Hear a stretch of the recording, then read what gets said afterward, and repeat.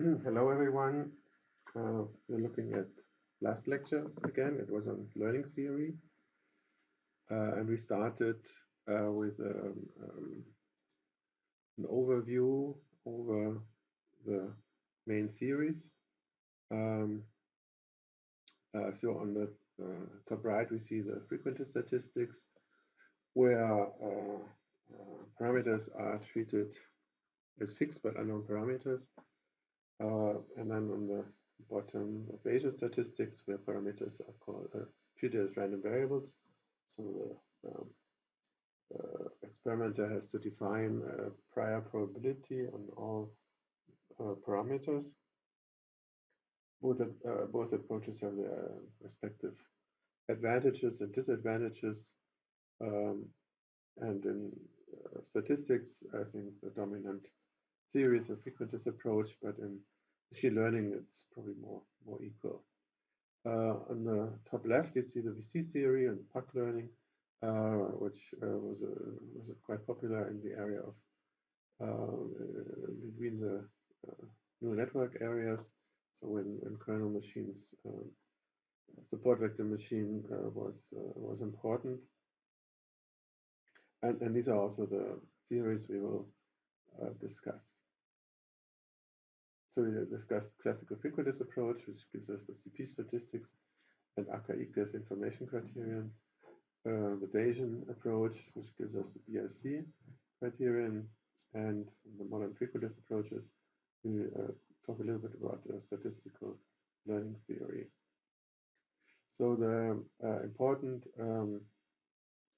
thing is, if you are using squared error loss, you can calculate the expected generalization costs, average over all training data, and here's the estimate based on the respective training data into bias square plus variance plus residual. And the residual is the noise, the epsilon here, which cannot be predicted even in the test data. Even the perfect model cannot do that because it's uncorrelated with anything else. So that's what we cannot model. Then the variance is the result of finite precision on the parameter estimates. And the variance goes down if you have a lot of training data, because then the uncertainty in the parameters reduces. But if you have small number of training data, then the variance can be significant. And bias can result essentially from two sources. One is if your model class is too simple, then no member of your model class can fit the target function well, and then you have a large bias, so that's sometimes called structural bias. And then the bias introduced by regularization parameters like weight decay, early stopping, and so on. And it's quite nice. I mean, this is specific to the square error loss, but it also more or less behaves similar in other loss functions, but then it's not so easy to derive. And we did a first analysis, and we got the CP statistics as an estimation of the test error average over all possible training data set as n plus mp divided by n minus mp. So n is the number of training data, mp is the number of parameters, and this is the empirical average loss on the training data. So we see that with large n, this becomes the same because the variance becomes 0. But for but if n is small, then this correction can be significant, that your test error will be on average larger than your training error by this factor.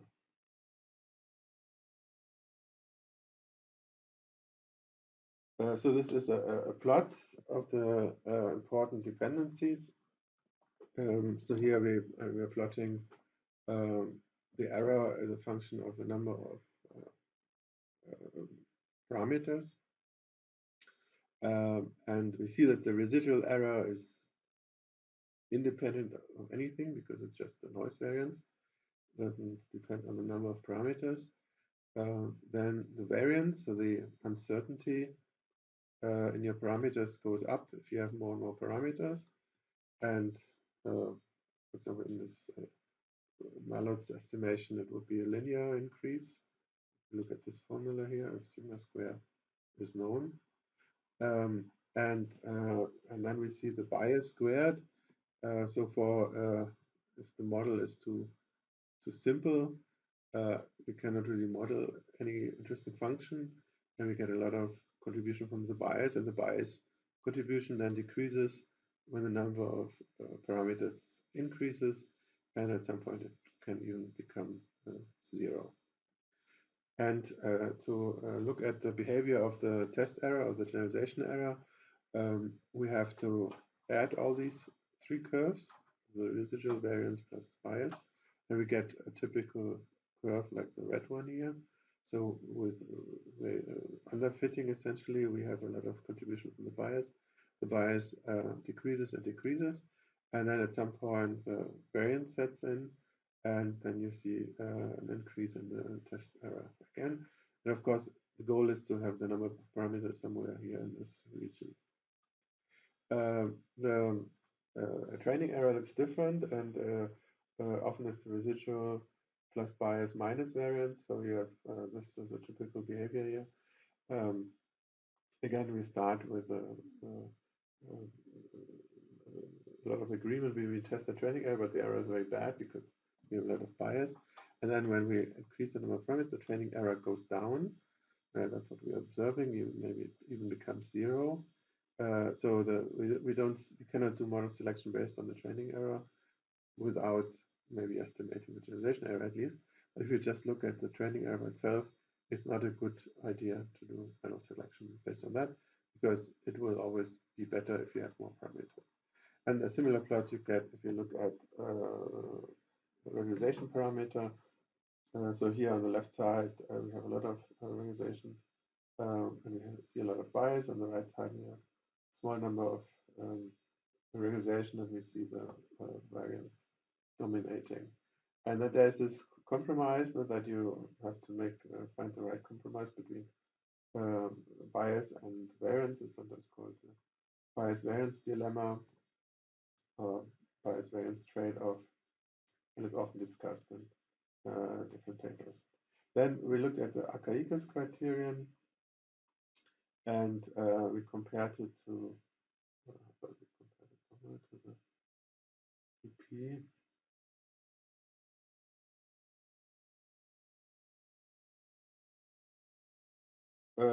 Anyway, the expression which is always of interest is the difference, the correction on the training error, and here the correction is number of parameters divided by n, which is more or less the same correction we got for the CP model. So when you increase with number of parameters, inverse, so 1 over n behavior for number of parameters.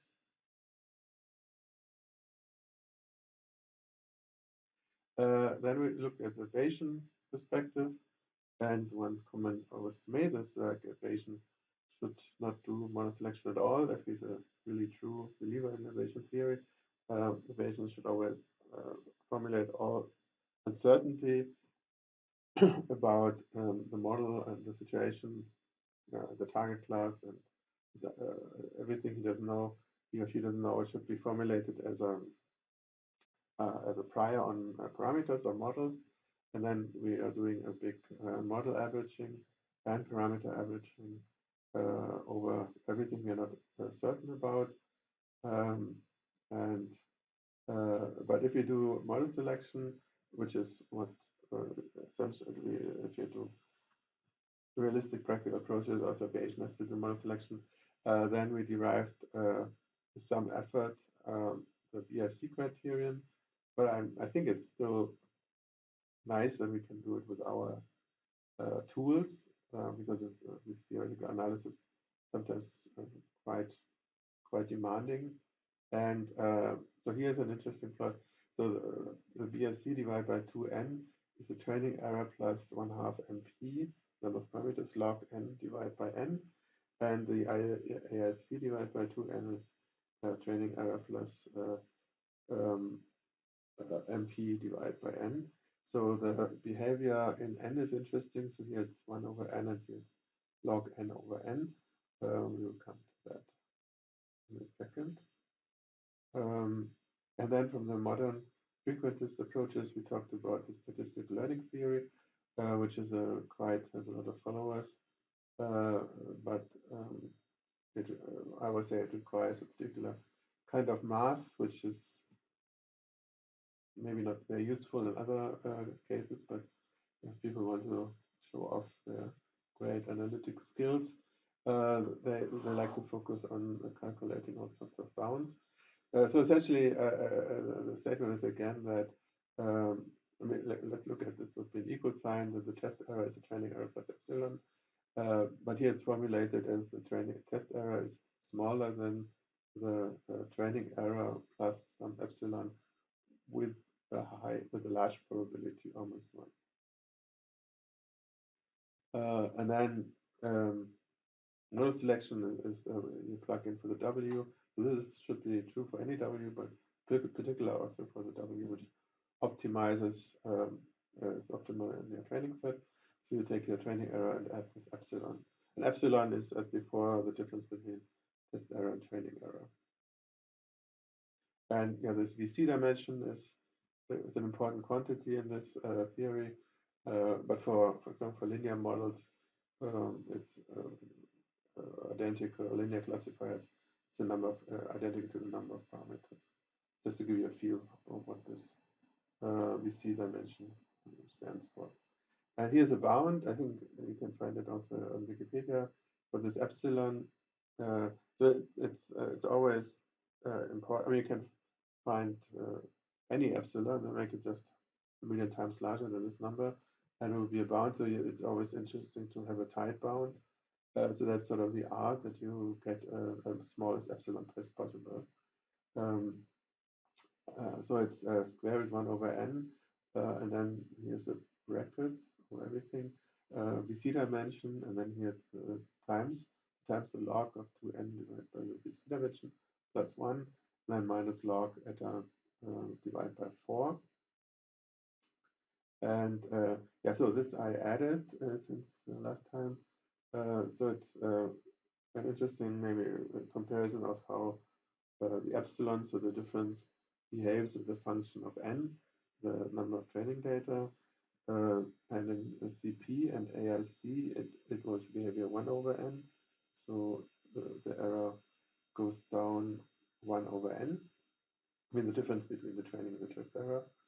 And the BIC is log n divided by n, so it decreases more slowly. And the VC dimension, if you just look at this term over here, has a 1 over square root n behavior, and this can also be written as square root n divided by n. So we have this, if you compare it to BRC, it has some similarity because we are dividing by n, and then we are multiplying by something which is a slowly increasing function of n, and BRC gives us a log n, and the VC dimension gives us the square root of n. So it's sort of nice to see, I think, the relationship between the different approaches. So, so from a practical point of view,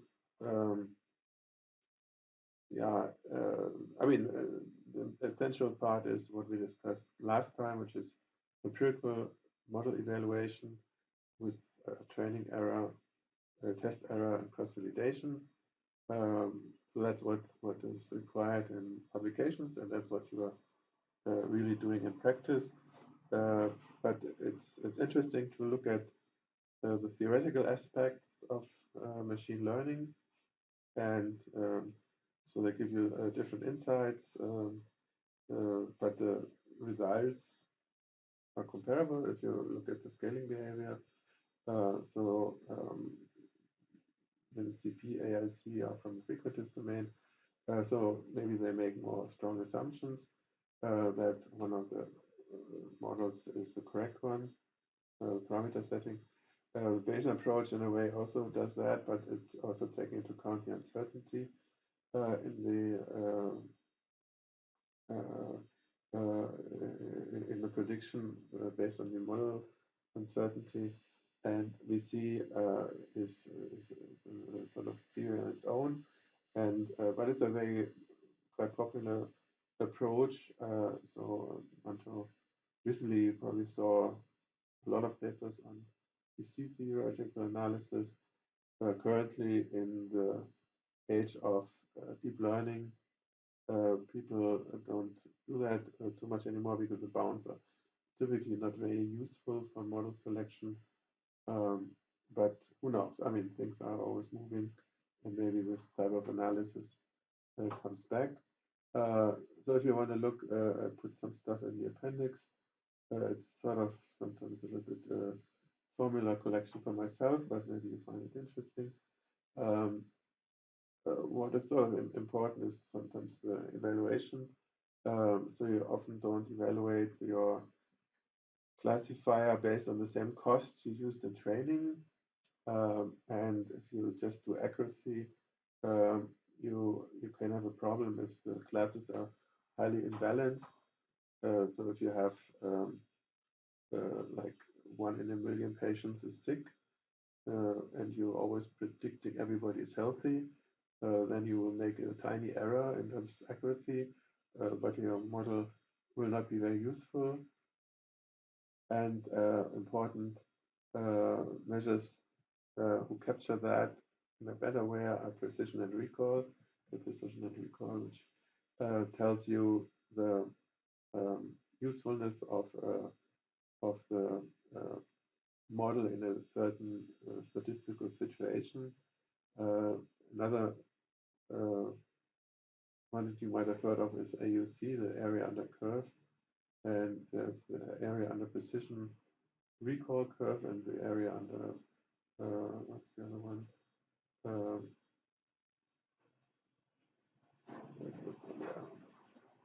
ROC curve, yeah, which is looks at recall and specificity. So but that's it's sort of important, but it's also a little bit complicated, and you should look it up whenever you will need it.